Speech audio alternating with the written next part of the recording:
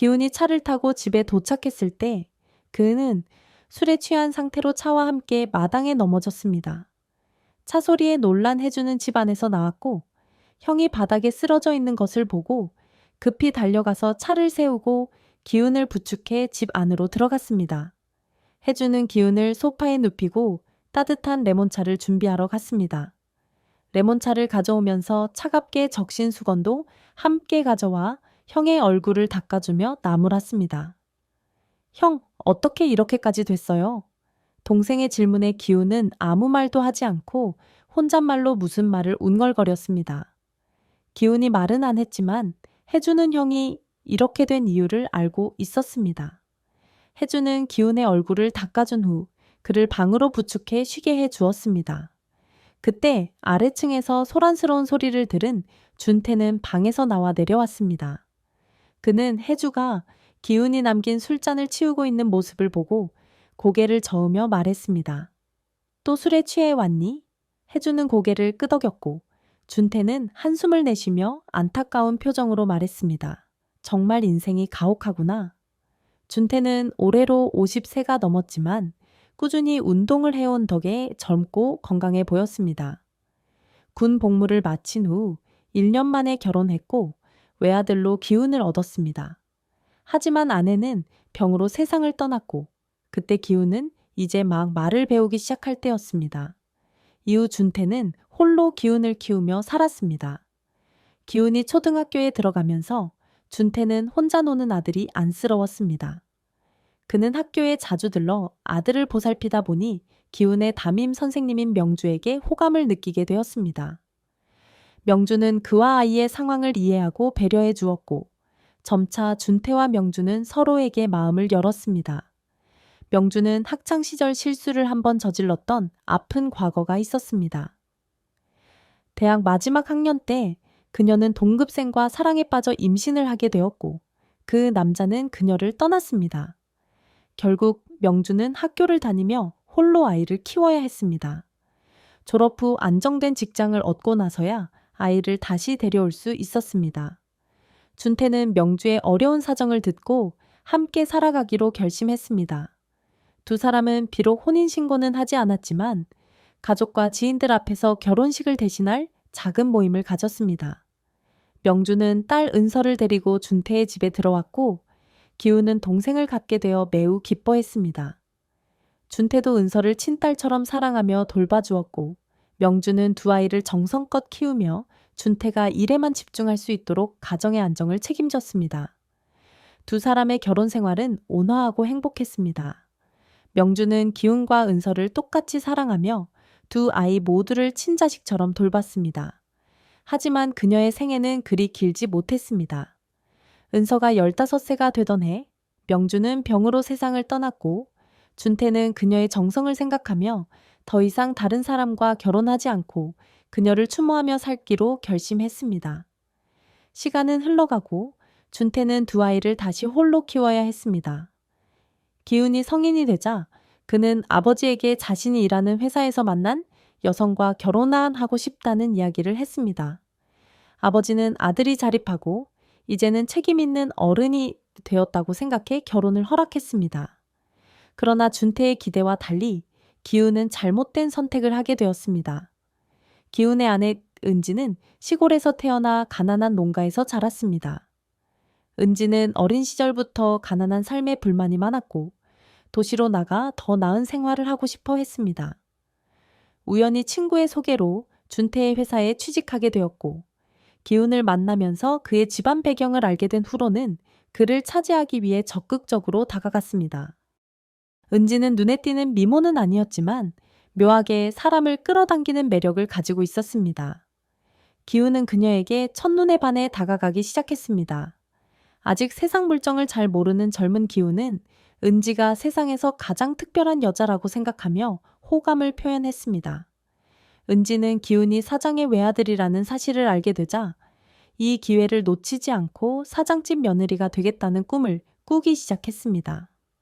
그녀는 어떤 수를 써서라도 기훈과 결혼하겠다고 다짐했습니다. 그 후로 두 사람의 데이트는 은지의 의도대로 진행되었습니다. 몇 번의 만남 후 은지에게 매료된 기우는 그녀 없이는 살 수 없다고 느꼈고 아버지 준태에게 결혼 허락을 간청했습니다. 준태는 아들의 행복을 위해 성대한 결혼식을 열어 두 사람의 결합을 축하했습니다.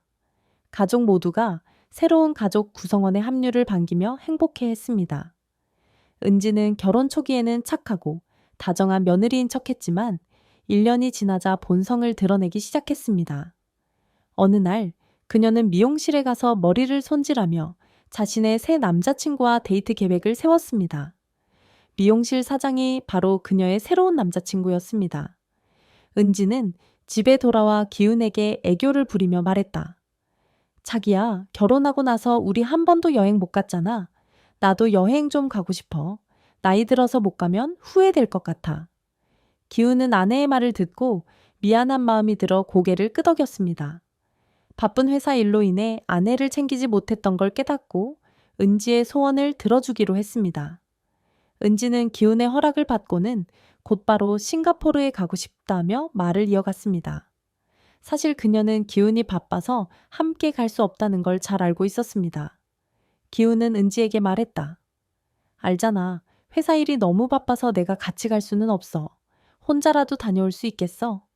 기훈은 은지에게 일주일 동안 혼자 여행을 다녀오라고 권하며 모든 여행 비용을 지원해 주겠다고 했습니다. 은지는 기훈이 허락한 것을 확신하자 기뻐하며 그에게 입맞춤을 했습니다. 그리고 은지는 남자친구와 함께 싱가포르로 떠났습니다. 이 여행은 기훈이 아내를 본 마지막 순간이 되었습니다. 떠나기 전 은지는 기훈의 통장에서 모든 돈을 인출해 도망갈 계획을 세웠던 것입니다. 일주일이 지나도 아내가 돌아오지 않자 기훈은 걱정스러운 마음에 은지에게 전화를 걸었습니다. 하지만 돌아온 것은 한 통의 문자 메시지뿐이었습니다. 미안해요, 기훈 씨. 저에겐 다른 사람이 생겼어요. 제발 저를 잊고 새로운 삶을 사세요. 기훈은 아내에게 배신당했다는 사실을 깨닫고 슬픔에 빠졌습니다. 그는 매일 술에 취해 그 고통을 잊어보려 했지만 시간이 갈수록 더 깊은 외로움만이 남았습니다. 그의 여동생 해주는 형이 상처받은 모습을 보며 은지를 원망했습니다. 아버지 준태 역시 아들이 겪는 아픔에 마음이 무거웠습니다. 그는 기훈이 아내의 배신을 잊고 새롭게 시작할 수 있기를 바랐습니다. 어느 날 준태는 친구들과 함께 4박 3일간 제주도로 여행을 가게 되었습니다. 친구들은 그동안 힘들었던 마음을 털어내고 좋은 추억을 만들기 위해 그를 초대했습니다. 기훈의 일로 인해 마음이 복잡했던 준태는 이 기회에 친구들과 떠나기로 결심했습니다. 여행을 떠나기 전 그는 혜주에게 당부를 남기고 친구들과 함께 출발했습니다. 집에 돌아온 혜주는 집 안에 들어서자 기훈이 돌아온 것을 알았습니다. 그녀는 형이 집에 있다는 것을 알고 주방에서 점심을 준비한 후 형을 부르기 위해 방으로 올라갔습니다. 기훈은 소파에 앉아 혜주와 마주보며 말했습니다. 우리 정말 오랜만에 둘만의 시간을 가지는 것 같네. 혜주는 빙그레 웃으며 대답했습니다. 형, 날마다 얼굴 보고 사는데 무슨 말이야? 기훈은 고개를 끄덕이며 슬픈 미소를 지었습니다. 그냥 얼굴 보는 거랑 대화하는 건 다르잖아. 오늘은 너랑 진심으로 이야기 좀 나누고 싶어서 혜주는 형이 마음속에 담아둔 이야기를 꺼내기를 기다리며 고개를 끄덕였습니다. 그녀는 주방에서 맥주 몇 병을 가져와 기훈에게 건네주며 말을 꺼냈습니다. 형, 오늘 형의 이야기를 다 들어줄게요. 시간이 흐르면서 둘은 술에 취해 둘은 맥주를 마시며 대화를 이어가다 결국 10병 넘게 비우고 말았습니다. 혜주는 술에 취해 방으로 돌아가기도 힘들어 보였고 기훈은 그런 혜주를 방까지 부축해 데려갔습니다.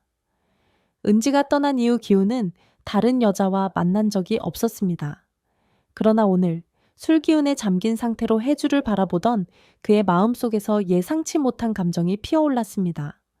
그는 알고 있었습니다. 혜주는 그의 친동생이 아니라는 사실을. 술 기운에 혼란스러워진 기훈은 혜주를 침대에 눕히고 그녀의 얼굴을 바라보았습니다. 혜주의 얼굴은 아름다웠고 두 볼은 술 기운에 붉게 물들어 있었습니다. 기훈은 잠시 멍하니 그녀를 바라보며 혼잣말을 했습니다. 네가 은지였으면 내가 이렇게 외롭지 않았을 텐데. 그는 곧 일어나 방을 나가려고 했지만 그 순간 혜주는 무의식적으로 이불을 걷어차며 몸을 드러냈습니다. 기훈의 마음은 복잡했고 여러 가지 생각이 스쳐 지나갔습니다. 그는 순간적으로 갈등했지만 결국 술의 힘에 이끌려 혜주의 곁에 남기로 결심했습니다. 저녁 6시가 넘어서야 혜주는 눈을 떴습니다. 머리가 무겁게 느껴졌고 그녀는 잠결의 기운이 곁에 있는 것을 깨달았습니다. 놀라서 자리에서 일어나려는 순간 자신에게 일어난 일을 알아차렸습니다.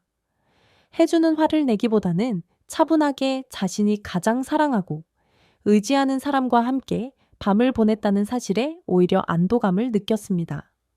어쩌면 혜주는 마음 깊은 곳에서 기훈에게 이런 감정을 품고 있었던 걸지도 모릅니다. 기훈이 잠에서 깨자 자신이 저지른 일이 얼마나 큰 실수인지 깨달으며 혜주에게 미안한 마음을 전했습니다. 미안해, 혜주야. 내가 정말 잘못했어. 그러나 혜주는 오히려 그에게 미소를 지으며 말했습니다. 형, 푹 잤어요?